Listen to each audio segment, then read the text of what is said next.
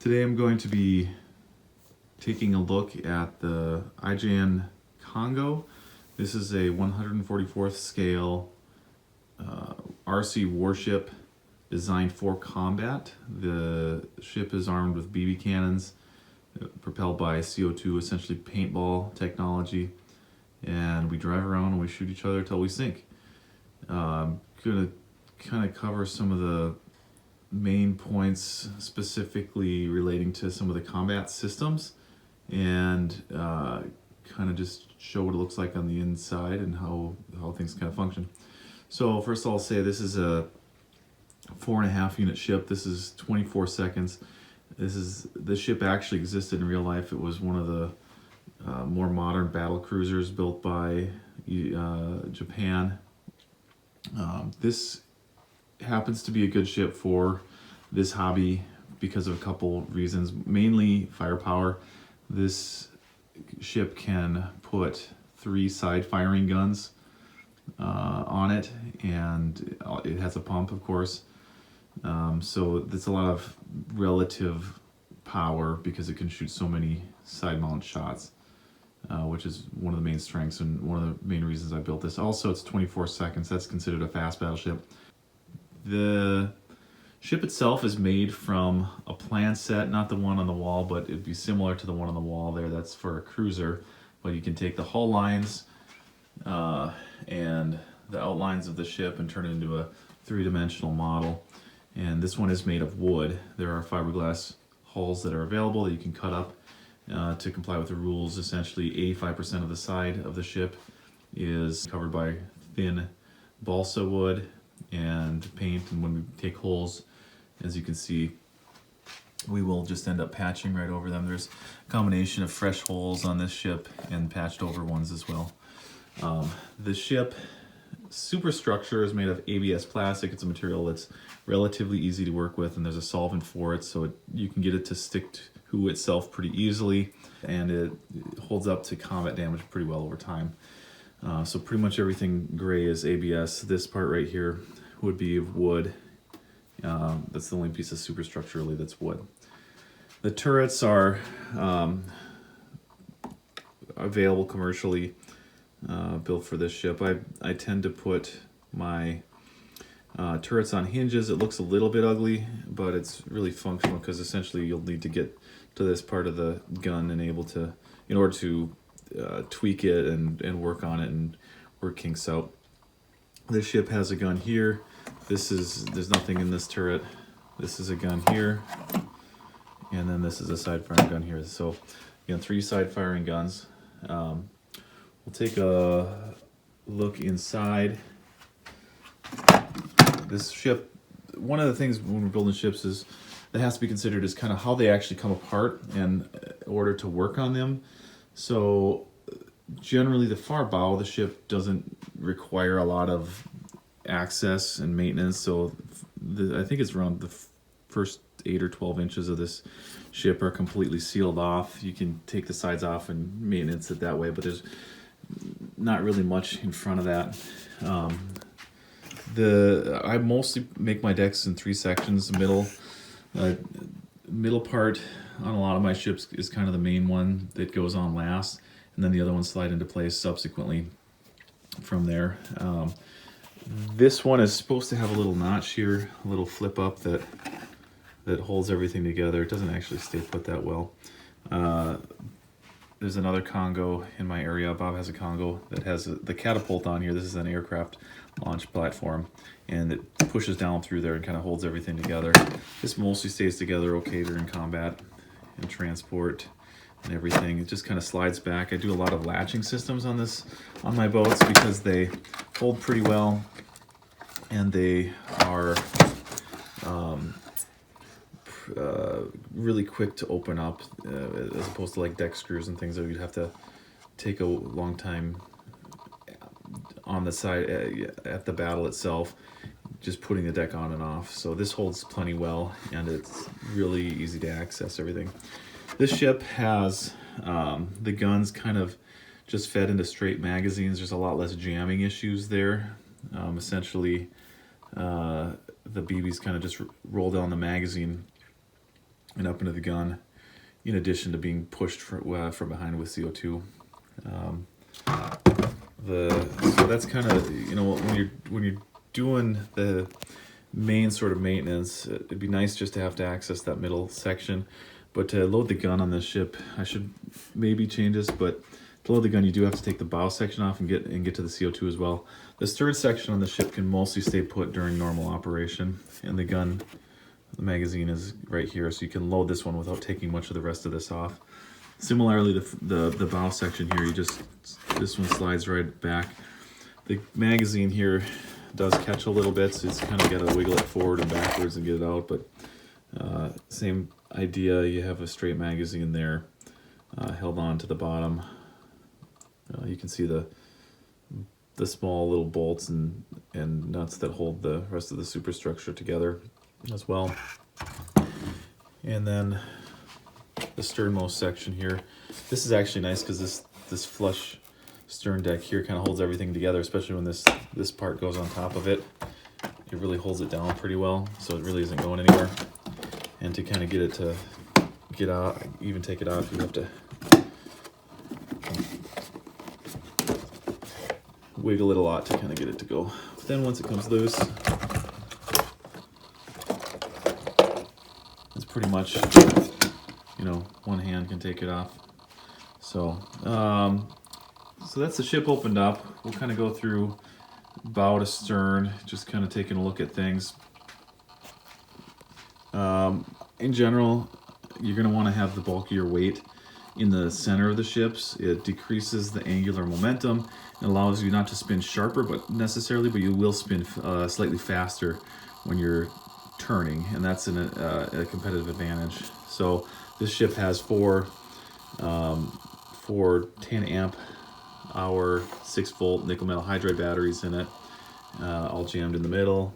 The CO2 system is in front, the radio system's here. This is a solenoid that fires the carbon dioxide into the gun.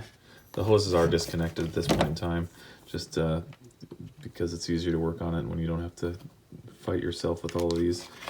Kind of the wiring comes out of the radio box here and kind of splits, goes back to where it needs to. The carbon dioxide hosing, I do this for a lot of my ships. I'll put the hosing down one side and then the bulk of the electricity down the other. Usually I put the gun wiring with the CO2 hose. This is the pump in the middle.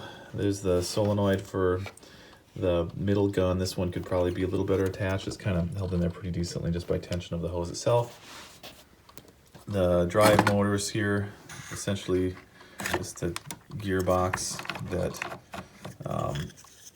you can change the torque by changing the gears. And then other solenoid. And then here's the rudder system. So I've got this turned on. You can kind of see basically how the drive system works. Lots of different ways to do this, but this one has a little switch and a servo that basically gives you all on, all forward, or all reverse, depending on how you throw the throttle. And so just forward, reverse, directly then through that gearbox, spinning the propellers, and then the rudder systems. Pretty standard here. This is a waterproof servo, just turning a larger gear that turns two smaller gears. Each of the smaller gears is attached to a rudder. So this ship had, in real life, 4 propellers and 2 rudders. This is a pretty advantageous setup for Model Warship Combat because it gives you a lot of thrust as opposed to a single shaft, and it gives you a lot of better prop wash control because you get 2 rudders. Single propeller, double rudder ships turn better, but they don't accelerate better. So it's kind of a trade-off. One of the main problems with Class 4 ships in general is turning, especially the long ones, the faster, longer ones. I didn't mention before, but length determines speed. So the longer boats are faster, but they don't turn as well. And so Class 4 in general, relative to the other classes, has fairly small rudder sizes. And so this is, again, all determined by the rules, but the rudders here are relatively little surface area. It obviously turn better with bigger rudders. Really should experiment more with the shape of these rudders. I think I need to make them a little taller. It probably would turn a little better.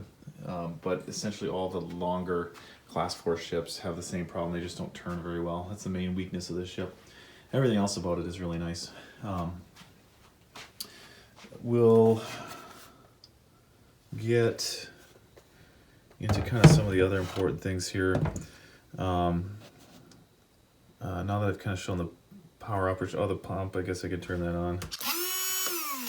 The switch inside the radio box that, again, powered by a servo that turns on and off the pump.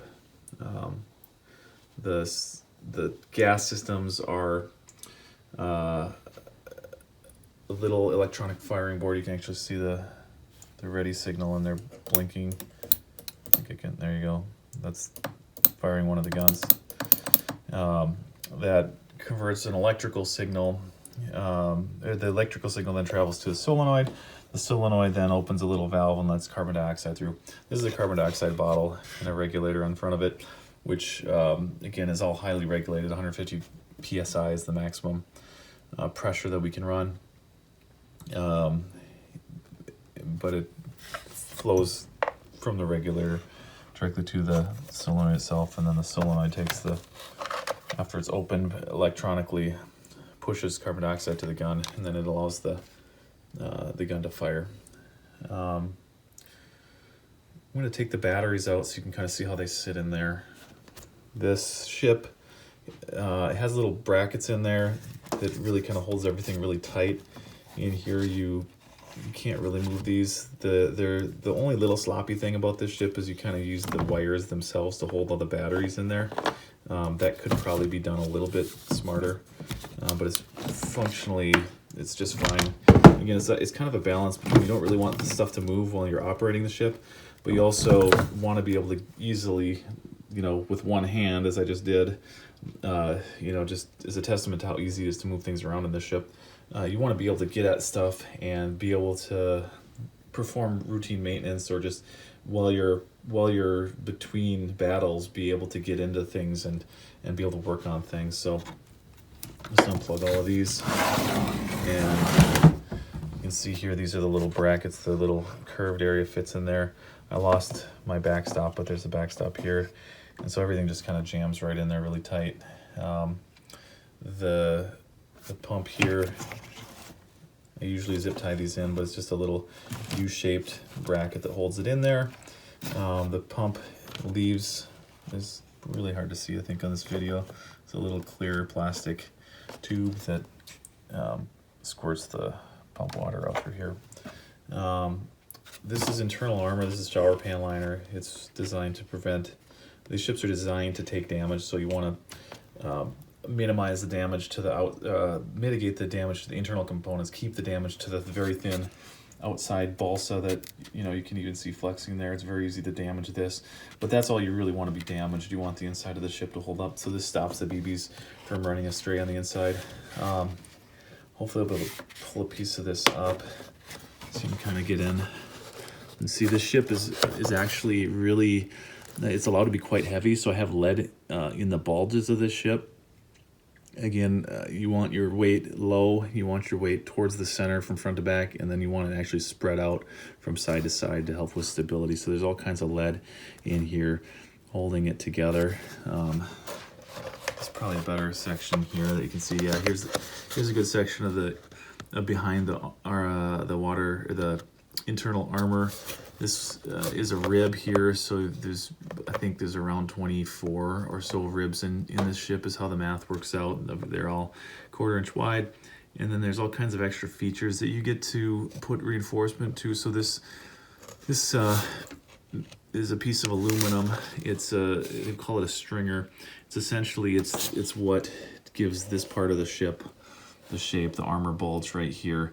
And so there's a 1/8 inch high area here where essentially you just can't take damage there because it needs to hold this little step. And the same is true here. There's a little 1/8 inch piece of I believe in this instance on this ship it's wood. I really like the aluminum. It takes damage forever. It just doesn't care. The wood needs to be refinished and reworked from time to time.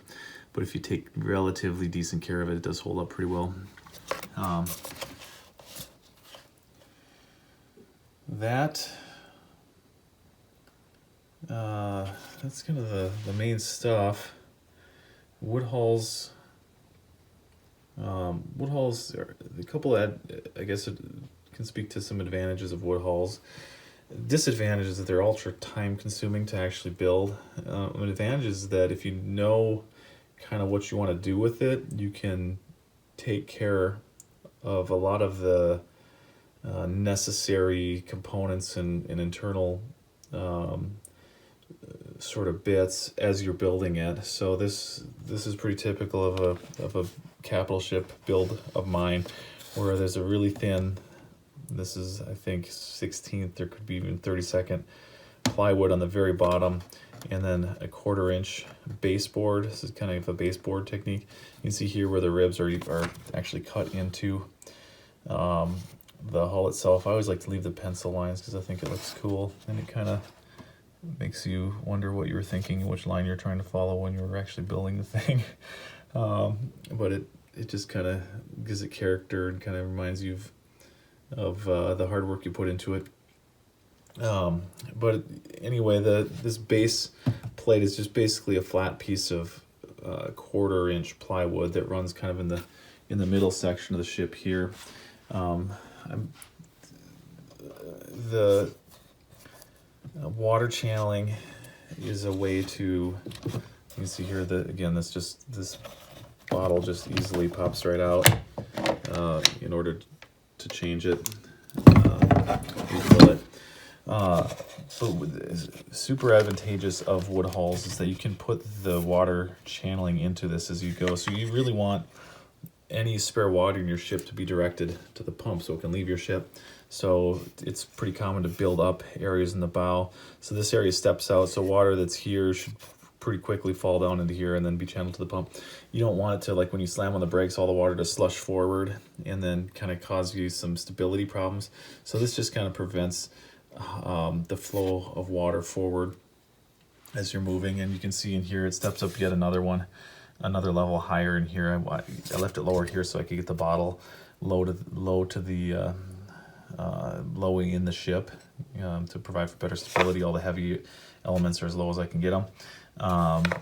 But that's just, again, the way of keeping it's not really that much volume up there because it's pretty skinny, but a way of keeping the water from really accumulating too much in the far bow. And the same is true in the stern, in that there's various steps in the ship where, down here where the actual bottom of the baseboard is, there's a step up, and you can kind of see the drive shafts going into this big area of balsa that I filled in with epoxy.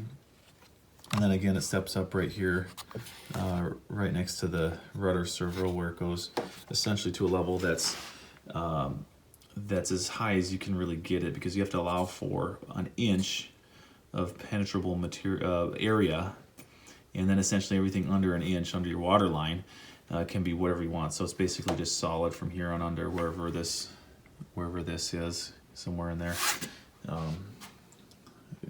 And the same is true throughout the ship. Obviously, it's built up here too, and it's really hard to see with the lead I've got in the center of it.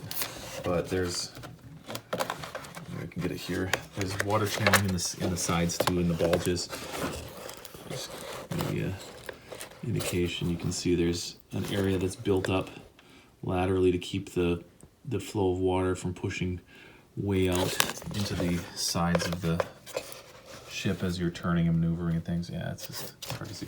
I've got all the shower pan liners screwed in so it doesn't move, and it's not allowing me to move it to really see it any better right now. Yeah, so those are kind of the highlights in the Kongo. I wanted to show this ship because mostly the internals are pretty clean. They mostly make a lot of sense. It's not a terrible rat's nest of wires in here. It's a little bit of organization that went into this build, and this is also very typical of kind of how I'd approach a lot of battleships. I would, especially for wood, but this would be wood hulls. This would be true of any battleship. You know, I guess what I mean by that is you can see the ways I think about things when I'm building a hull out of wood. You know, the same is true for like the cross braces. You know, where do you put these? Generally, you want them not to interfere with, you know, where the guns are going, but you need something to add strength and stability to the cross-sectional, the crossways on the ship. You know, usually when there's a step, there's usually good opportunity to add some side-to-side structural support. I usually put a little skinny one just stern to the sternmost gun in the ship, and same thing. I usually put some sort of cross brace in front of the bowmost gun in the ship because you're unlikely to need that area of deck. But no, so the internal layout though is very much what I would do with essentially any battleship. The things that are relatively fixed is obviously you're going to have your rudder set up. There's multiple ways to do this. You can have that in the stern, and then somewhere in front of that you're going to have motors and whatever firing gear like the solenoids and stuff, and gun area for the guns. You know, this is partially left open so that the height of the gun has somewhere to go. Generally right next to the motors, moving now to the bow, I'm going to put the pump. And again, this is a similar idea, is that you know, I left an area here. This is where this gun actually kind of sits. This middle gun kind of misses the pump and it has space cut out for it there. Otherwise I might have moved it farther backwards, but it would got in the way of the gun.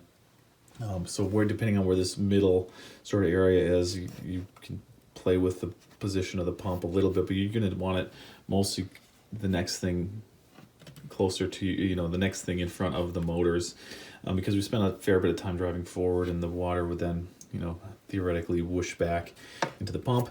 And then generally I'm going to put the batteries in the middle of the ship from bow to stern to decrease the angular momentum. And then depending on, this is the thing that varies a little bit, depending on how much room you have in the bow, should you put the radio components more to the bow, which I'm tending to favor more because they're usually lighter than the CO2 components. So if I were to redo this ship now, I would and I'm thinking about doing it anyway, I would move this more to the middle, being its heavier bulk weight, and move the electronics more to the bow to give it a little bit better turning capacity in terms of angular momentum. But essentially that's how I'd approach most battleships as far as internal components. So that's it. Hopefully this would serve as maybe a little bit of insight to what I'm thinking about with how I set up internals of ships, or maybe if you've never really looked at what all goes into building model warship built for combat before, kind of some of the interesting components that would be different from just a model you're going to drive around that's going to look pretty. I didn't talk about a lot of the rules very much, but just take my word for it. A lot of the way that we do things and a lot of the way that the ship is designed is with specific rules limiting arms races essentially in mind. So that's the Kongo class battle cruiser for you. Hopefully you liked it. Thanks for watching.